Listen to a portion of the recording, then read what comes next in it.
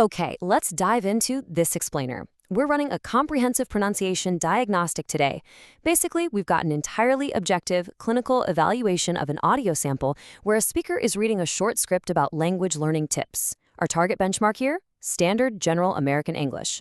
To make things super clear, we're using a 0 to 100 scale. A native speaker sits at a perfect 100, and a CEFR A1 beginner level sits right at 0. Now, I want to be totally upfront with you. I am not here to sugarcoat anything. We are going to look strictly at the hard data, the exact phonetics, and the literal physical mechanics of what's happening inside the speaker's mouth. Let's get right to the results. So the overall evaluation score comes in at a 62 out of 100. Now, you might be wondering, what does a 62 actually mean in the real world? Well, basic intelligibility is generally maintained. A native speaker would definitely be able to piece together what's being said without too much of a headache. But, and it's a big but, the natural prosody, the rhythm, the musicality we expect in standard American English, that's heavily disrupted.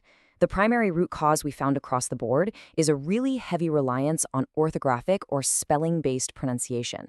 The speaker is essentially just pronouncing the letters exactly as they appear on the page, instead of executing true phonetic realization. So the crucial point is, to really understand that score of 62, we have to isolate the exact sounds that are dragging it down. Let's start with the critical needs, the ones scoring under 50. Down at the very bottom, scoring a 42, is the schwa, the sound.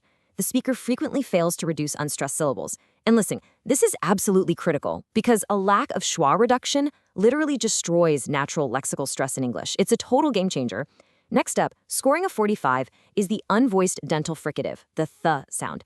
The tongue placement here is just way too far back. It makes it sound more like an alveolar stop, kind of like a T. And coming in at 48, we have the rhotic R, which severely lacks the necessary retroflexion or tongue bunching. And this brilliantly illustrates the difference between those critical errors and the more moderate deviations. When we look at the articulatory mechanics, it's fascinating. Take the vowel, like in the word grammar, which scores a 55. The reason? The vowel space is just too high and tense. The jaw simply isn't dropping enough. Moving slightly up, we see the V consonant, scoring a 58. The mechanical issue here is weak labiodental friction.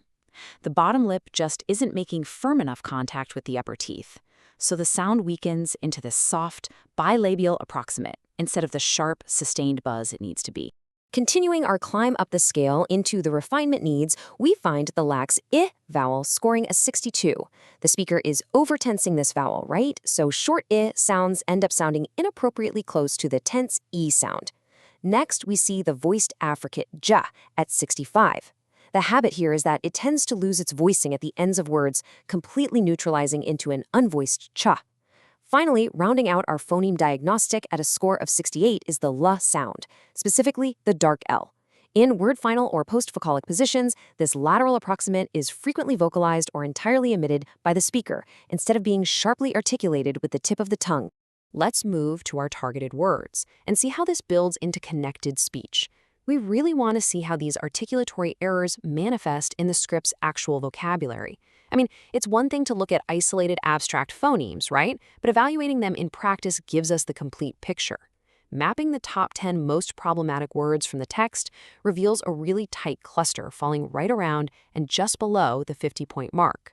This directly correlates with the foundational phoneme failures we just broke down. Let's take a look at the exact words.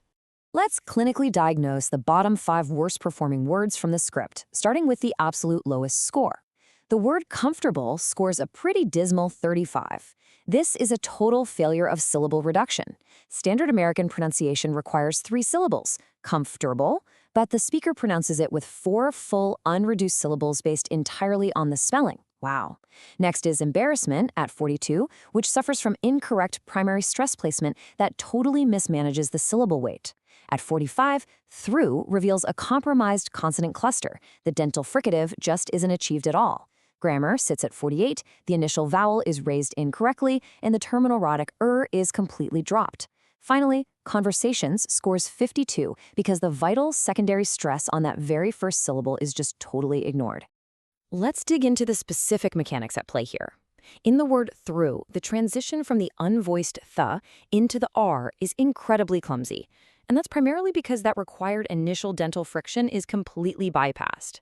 Similarly with grammar, The spelling ends in RA, right? But in standard American English, that absolutely must be executed as a rhotic, R-colored vowel. Because the speaker dropped the rhotic ending entirely, it perfectly exposes that stubborn spelling-influenced pronunciation habit we identified right at the very beginning. Moving on to the remaining 5 lexical deviations that make up our top 10 list. Preferably comes in at 55 due to incorrect stress. The stress is mistakenly placed on the second syllable instead of the first, which, you guessed it, prevents the subsequent vowels from reducing to a proper schwa. Audiobooks scores a 58 because standard compound noun stress rules are totally ignored. Both parts of the compound word get equal weight. Actually scores 62. It's completely missing the natural affrication of the T into a ch sound before the U, which is honestly mandatory in natural American connected speech. Language sits at 65 due to a D-voiced terminal consonant, and social finishes out the list at 68, suffering heavily from a truncated diphthong on the O. Now, what's really interesting about this slide is the mechanical failure we observe in the word language. It's literally a word the speaker uses to represent the core topic of the script, yet it totally lacks impact. So why does it fail mechanically? First off, the initial ah vowel lacks sufficient jaw drop to really resonate. But more crucially, the terminal just sound is devoiced. Instead of a strong, voiced just sound at the end, it neutralizes into a weak, unvoiced ch, making it sound closer to language. These tiny, precise mechanical adjustments are exactly what separate a heavily accented, orthographic delivery from fluent, naturally flowing American English prosody. Having diagnosed the exact issues, how does a speaker actually fix this? Well, we've distilled all of this data into 3 core, highly actionable mechanical directives. Number 1, enforce schwa reduction. You absolutely must stop pronouncing English based on how it's spelled. Unstressed vowels have to be aggressively, consciously reduced to a schwa to achieve accurate stress timing.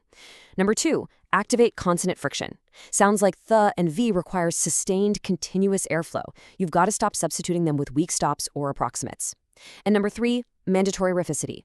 Post-vocalic R sounds require intentional physical tongue bunching or retroflexion. In general American English, dropping that terminal R is an immediate, glaring marker of phonological deviation. It all boils down to building new physical habits. You have to train the muscles in your mouth, not just read with your eyes. Which leads me to this final, provocative question for you to consider as we wrap up this explainer. Are you actually speaking American English, or are you just pronouncing English spelling? Think critically about that the next time you practice. Apply these 3 mechanical directives, focus entirely on the physical sounds rather than the written letters, and you will absolutely see a profound shift in your rhythm and accuracy. Thank you so much for joining me for this diagnostic explainer. Keep practicing and stay focused on those mechanics.